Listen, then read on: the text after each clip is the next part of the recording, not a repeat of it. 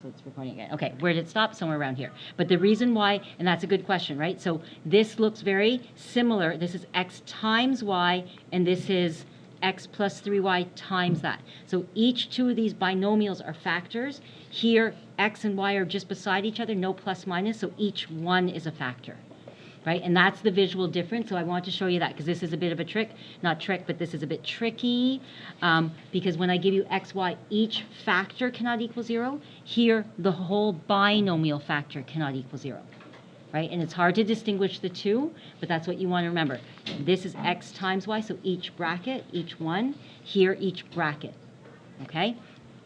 So then when I cancel, right, and that's why I did these two right here because they're similar but not quite the same.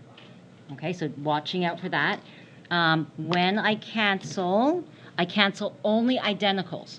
So identical, identical. Write down what's left over. And then this one here, I don't need the bracket anymore.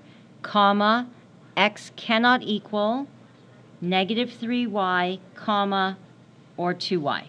So then you take your two x's there and say x cannot equal either of those.